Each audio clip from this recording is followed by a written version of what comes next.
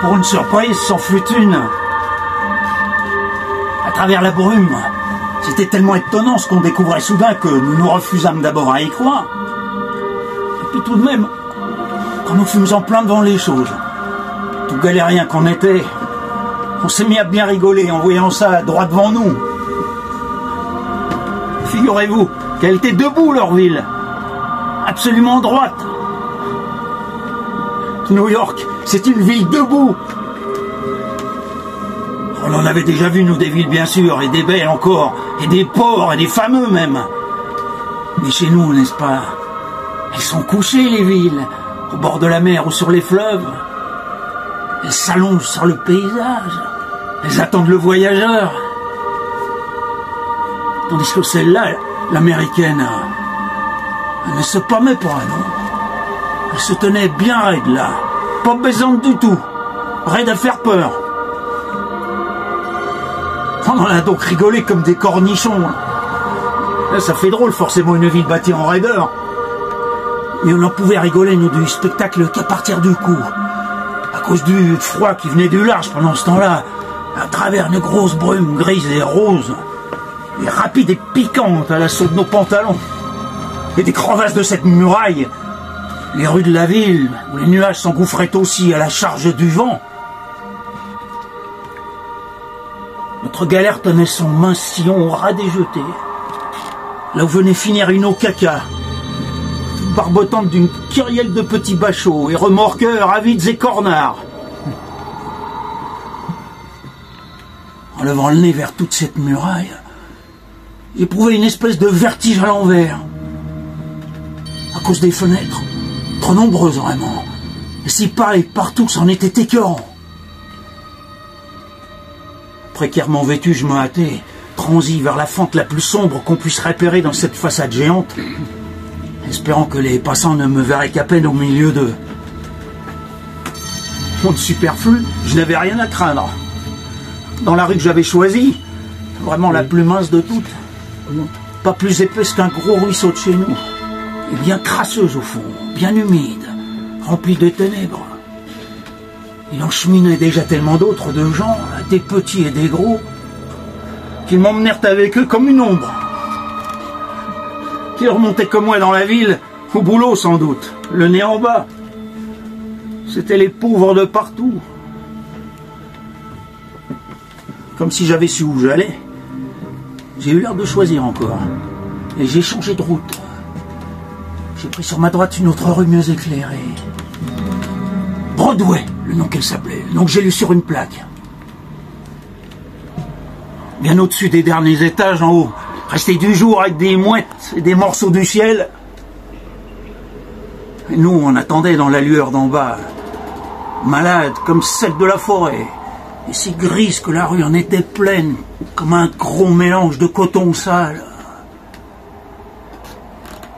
C'était comme une plaie triste, la rue qui n'en finissait plus, avec nous au bout, nous autres, d'un bord à l'autre, d'une peine à l'autre, vers le bout qu'on ne voit jamais, le bout de toutes les rues du monde. Les voitures ne passaient pas, rien que des gens, et des gens encore. C'était le quartier précieux, qu'on m'a expliqué plus tard. Le quartier pour l'or, Manhattan. On y entre qu'à pied comme à l'église. C'est le beau cœur en banque du monde d'aujourd'hui. Où il y en a pourtant qui crachent par terre en passant. Faut être osé. C'est un quartier qu'on est rempli d'or. Un vrai miracle. Même qu'on peut l'entendre, le miracle, à travers les portes, avec son bruit de dollars qu'on froisse. Lui, toujours trop léger, le dollar. Un vrai Saint-Esprit. Plus précieux que du sang. Quand les fidèles entrent dans leur banque, faut pas croire qu'ils peuvent se signer comme ça selon leur caprice. Pas du tout. Ils parlent à dollars en lui murmurant des choses à travers un petit grillage. Ils se confessent, quoi. Pas beaucoup de bruit, des lumières bien douces, un tout minuscule. Ils ne l'avalent pas, l'hostie. Ils se la mettent sur le cœur. Je ne pouvais pas rester longtemps à les admirer. Il fallait bien suivre les gens de la rue entre les parois d'ombre lisse. Et puis de cette foule en route, discontinue, morne, surgit sur les midis, indéniables, une brusque avalanche de femmes absolument belles. Quelle découverte! Quelle Amérique! Quel ravissement! Le souvenir de Lola. Son exemple ne m'avait pas trompé, c'était vrai. Je touchais au vif de mon pèlerinage. Si je n'avais point souffert en même temps des continuels rappels de mon appétit, je me serais cru parvenu à l'un de ces moments de surnaturelle révélation esthétique. Les beautés que je voyais, incessantes, juste avec un peu de confiance et de confort, ravi à ma condition trivialement humaine. Il ne me manquait qu'un sandwich, en somme, pour me croire en plein miracle. Mais comme il me manquait le sandwich, quelle gracieuse souplesse cependant, quelle délicatesse incroyable, quelle trouvaille d'harmonie, périlleuse nuance, réussite de tous les dangers, de toutes les promesses possibles de la figure et du corps parmi tant de blondes, aussi brunes et si titiennes, et qu'il y en avait plus qu'il en venait encore. C'est peut-être, pensais-je, la Grèce qui recommence. J'arrive au bon moment. Elles me parurent d'autant mieux délicieuses, ces magnifiques retroussées, qu'elles ne semblaient point du tout s'apercevoir que j'existais, moi, là, à côté, sur ce banc, tout gâteux, baveux d'admiration érotico-mystique, de quinine, et aussi de faim, faut l'avouer. S'il était possible de sortir de sa peau, j'en serais sorti juste à ce moment-là, une fois pour toutes. Elle pouvait m'emmener, me sublimer, ces invraisemblables midinettes. Il n'avait qu'un geste à faire, un mot à dire. Et je passais à l'instant même et tout entier dans le monde du rêve. Mais sans doute avait-elle d'autres missions. 1 heure, 2 heures, pas certain si dans la stupéfaction. Je n'espérais plus rien. J'ai donc repris la file des passants qui s'engageaient dans une des rues aboutissantes. Et nous avançâmes, par saccades, à cause des boutiques dont chaque étalage fragmentait la foule. La porte d'un hôtel s'ouvrait là, créant un grand remous. Des gens giclaient par la vaste porte à tambour, et je fus happé, dans le sens inverse, en plein grand vestibule intérieur. Étonnant tout d'abord. Il fallait tout deviner, imaginer de la majesté de l'édifice, de l'ampleur de ses proportions, parce que tout se passait autour d'ampoules si voilées qu'on ne s'y habituait qu'après un certain temps. Beaucoup de jeunes femmes dans la pénombre, plongées en de profonds fauteuils comme dans autant d'écrins. Des hommes attentifs alentour, silencieux à passer et repasser à certaines distances d'elles, curieux et craintifs, au large de la rangée, des jambes croisées à de magnifiques hauteurs de soie. Il me semblait si merveilleuse, attendre là des événements très graves et très coûteux. Évidemment, ce n'était pas à moi qu'elle songeait. Aussi passai-je un bon tour devant cette longue tentation palpable, tout à fait furtivement. Comme elles étaient au moins une centaine, ces prestigieuses retroussées, disposées sur une seule ligne de fauteuils. J'arrivais au bureau des entrées, si rêveur, ayant absorbé une ration de beauté tellement trop forte pour mon tempérament que j'en chancelais. Au pupitre, un comique gommé m'offrit violemment une chambre. Je me décidai pour la plus petite de l'hôtel. Je ne devais guère posséder à ce moment-là qu'une 50aine de $, presque plus d'idées et pas de confiance du tout. Et tout près de moi dans ces fauteuils, quelle tentation de viols en série, quels abîmes, quel péril. Le supplice esthétique du pauvre est donc interminable, encore plus tenace que sa faim. Mais point le temps d'y succomber, presque les gens au bureau m'avaient déjà remis une clé, pesante à pleine main. Je n'osais plus bouger.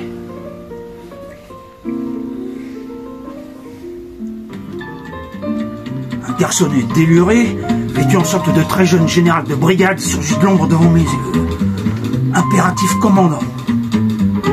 l'employé lisse du bureau frappa 3 coups sur son timbre métallique et mon garçonnet se mit à siffler. On nous expédiait. C'était le départ. Nous filâmes. D'abord à belle allure, nous allions noirs et décisifs comme un métro.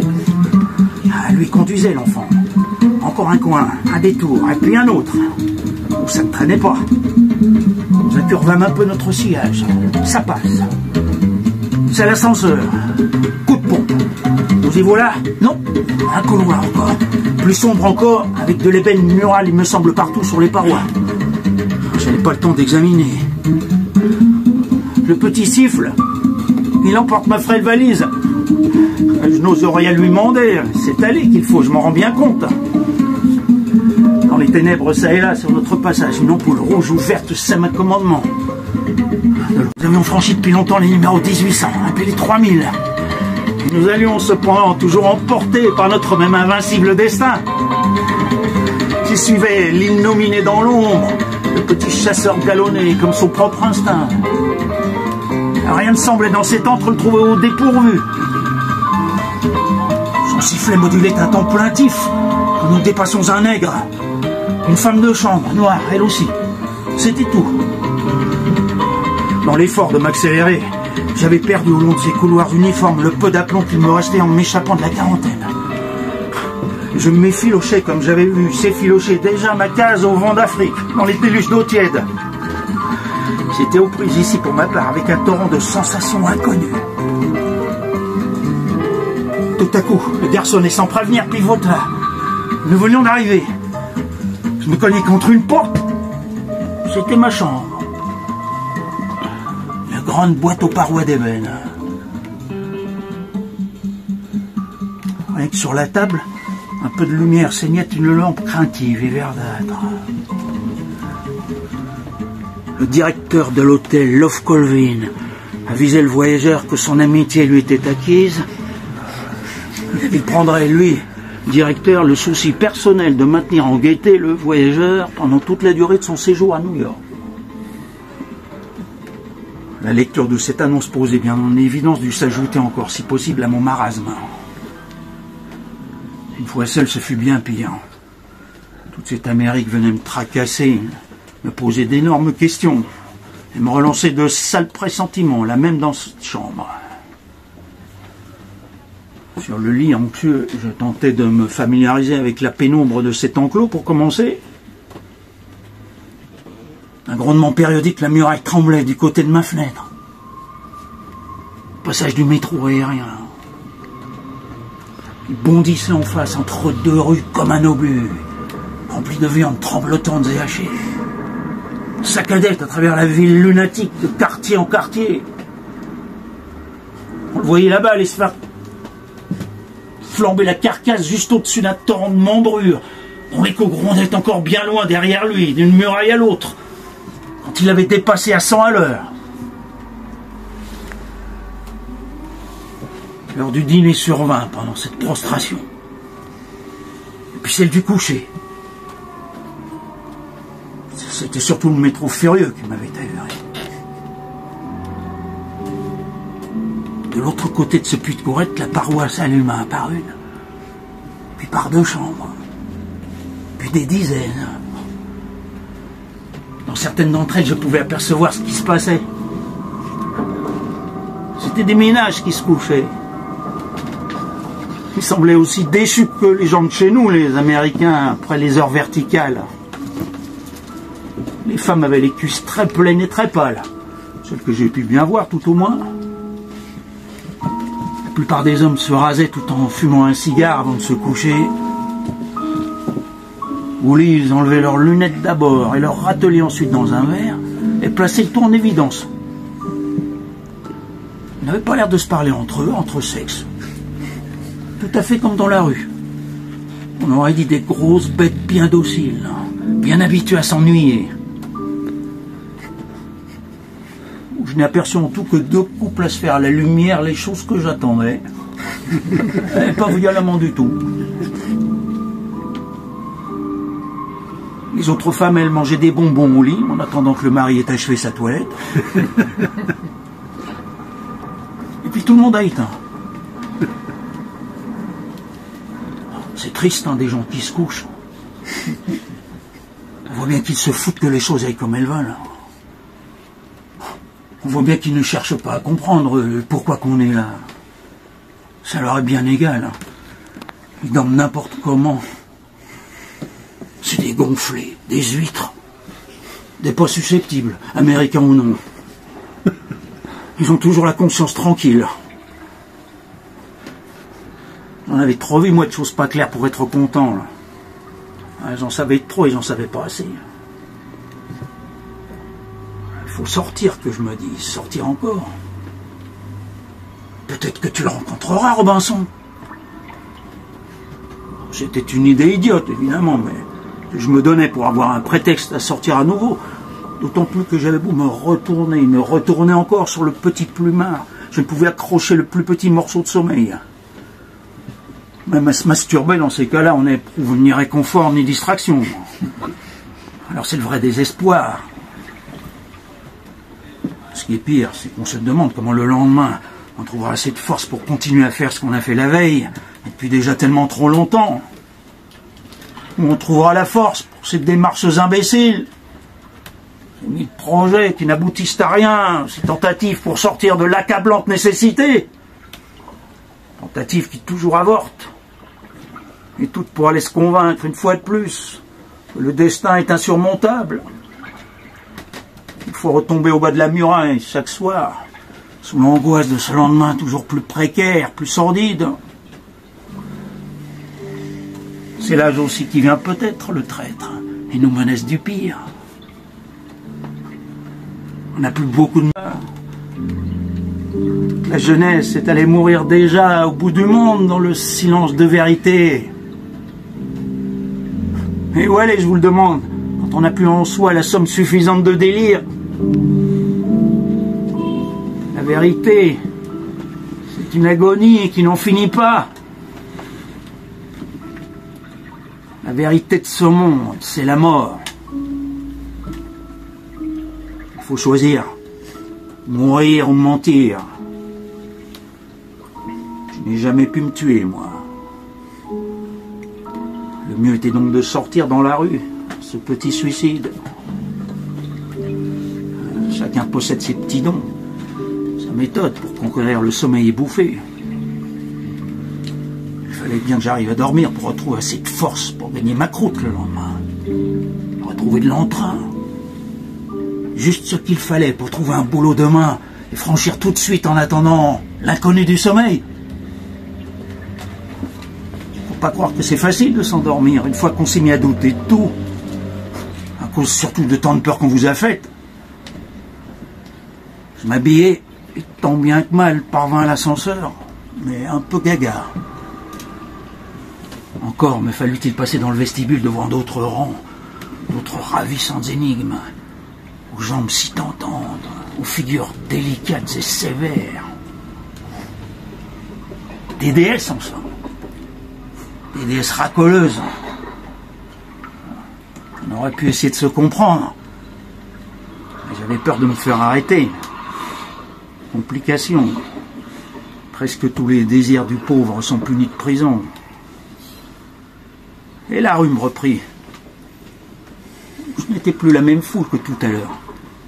Celle-ci manifestait un peu plus d'audace tout en moutonnant au long des trottoirs, comme s'il était parvenu, cette foule, dans un pays moins aride. Celui de la distraction, le pays du soir. Ils avançaient, les gens, vers les lumières suspendues dans la nuit au loin. Serpents agités, multicolores. De toutes les rues d'alentour, ils affluaient. Ça faisait bien des dollars, pensais-je. Des rues comme ça, rien qu'en bas de soi, même qu'en cigarette. Et dire que soi-même on peut se promener au milieu de tout cet argent, ça ne vous en donne pas un sou en plus, même pour aller manger. C'est désespérant quand on y pense, combien c'est défendu les hommes, les uns contre les autres, comme autant de maisons. Moi aussi j'ai été traîné vers les lumières, un cinéma, et puis un autre à côté, et tout au long de la rue comme ça, nous perdions de gros morceaux de foule devant chacun d'eux. J'en J'en ai choisi un, moi, de cinéma, où il y avait des femmes sur les photos en combinaison. Et quelles cuisses! Messieurs! Lourdes, amples, précises. Et puis des mignonnes têtes par là-dessus, comme dessinées par contraste. Délicates, fragiles, au crayon, sans retouche à faire, parfaite. Pas une négligence, pas une bavure, parfaite, je vous le dis. Mignonne, mais ferme et concise en même temps. Tout ce que la vie peut épanouir de plus périlleux, de véritables imprudences, de beauté, ces indiscrétions sur les divines et profondes harmonies possibles.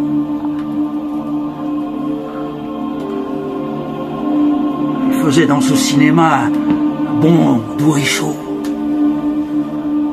Des volumineuses orgues tout à fait tendres, comme dans une basilique.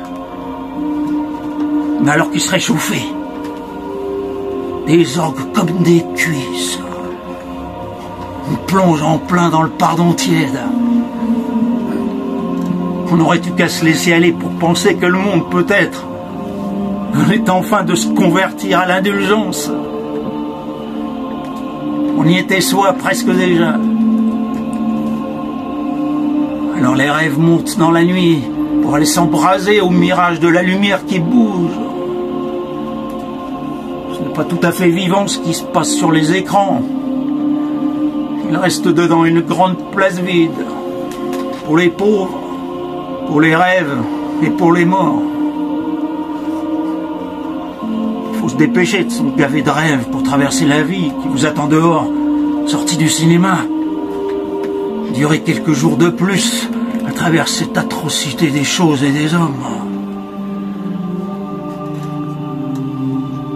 Choisis parmi les rêves ce qui vous réchauffe le mieux l'âme. Pour moi, c'était, je l'avoue, les cochons.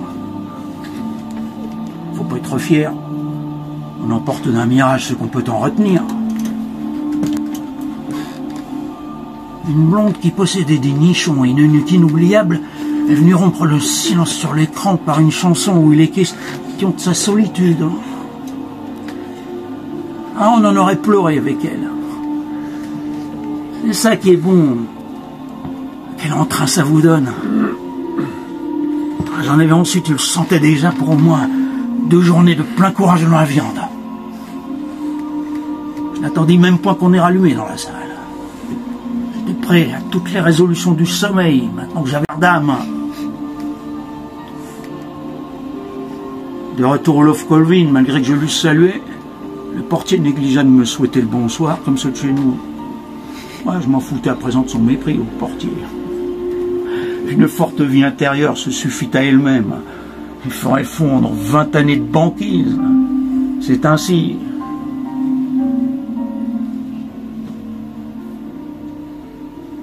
Dans ma chambre,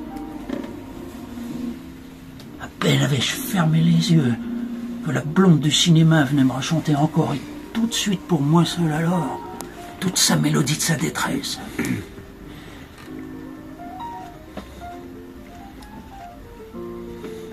Il aidait pour ainsi dire à s'endormir.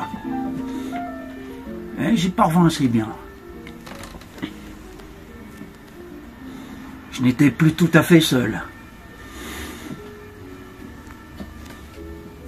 Il est impossible de dormir seul.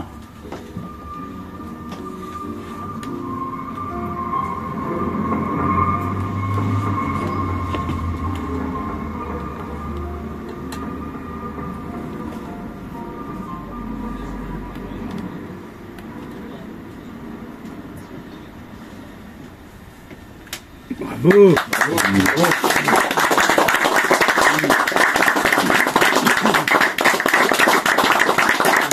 Louis-Ferdinand Céline était médecin généraliste dans les quartiers pauvres de Paris.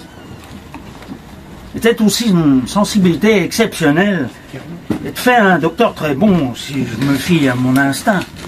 En lisant ses récits de la souffrance insensée d'une bonne partie de sa clientèle, l'adorable petit garçon qui pleure, qui tombe, qui tousse à mort, la belle jeune fille qui saigne à mort, les vieilles propriétaires mortes depuis longtemps. Pour moi, lire Le Voyage au bout de la nuit, c'était voir le plus grand film français jamais réalisé. Un quai des brumes supracélestes, 1000 fois plus triste que la lippe amère de Jean Gabin, ou la lubricité lugubre de Michel Simon, ou la fête foraine où les amants pleurent. Il me semble qu'en fait, Céline était en son temps l'écrivain français plus doué de compassion. Il a dit lui-même en 1950, je crois, dans un interview pour un journal parisien, il n'y avait que 2 écrivains véritables en France à l'époque, lui et Genet. Et la prose de Genet est en tout point aussi angélique, venant de la rue, que l'était celle de Proust dans les étages supérieurs. Et je dis que Céline avait raison à propos de Genet. Mais Céline, lui, ses sources venaient beaucoup plus loin.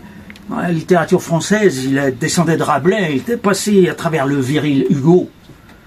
Il m'a toujours semblé que le Robinson du Voyage était poursuivi par le fantomatique Javert, et que Javert était Céline en personne, et que Céline était Robinson.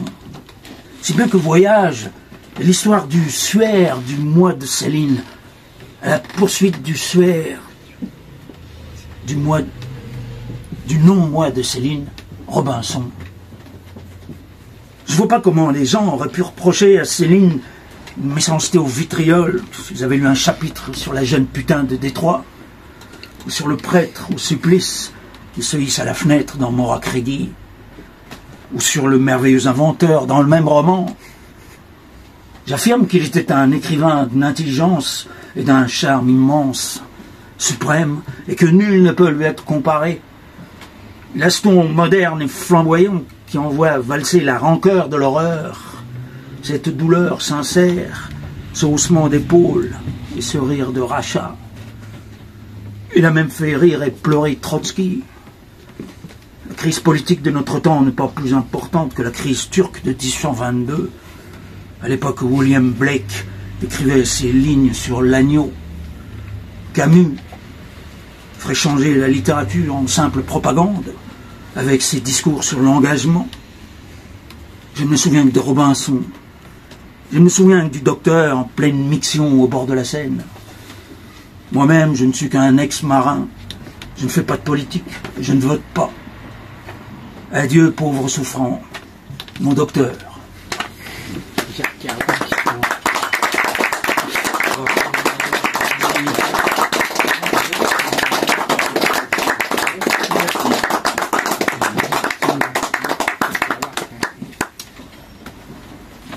Beaucoup ont reconnu Kerouac, évidemment. Pour l'accent, pas seulement. Bon, c'est toujours quelque chose, ce morceau, non? Le Voyage, hein? Sur la solitude dans les grandes villes, non? Ça parle... Alors, c'est le moment pub, évidemment, mais je joue la chute de Camus à côté, la Contrescarpe, les lundis, mardis. Et en fait, quand j'ai attaqué Camus, c'était pour une commande, et c'était bien après qu'avec Géron, on travaille sur Céline, puisqu'on est sur Céline depuis 2010, par là, 9 même. Et puis Camus, ça a été plus tard.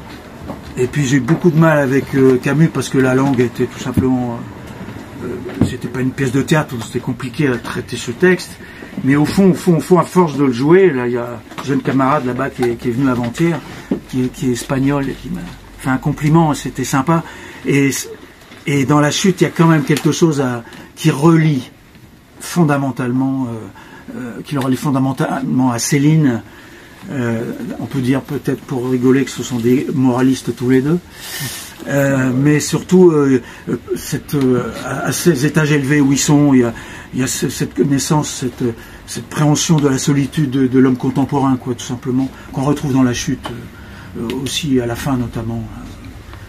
Voilà, donc je voulais juste partager cette petite sensation, mais c'est vrai que revenir au texte de Voyage, là, c'est assez puissant, mais j'avais quand même demandé à Géraud on se connaît bien sur le rapport mise en scène, profération et sonorité, parce que c'est timide, Géraud est sauvage, mais il aime bien travailler le son.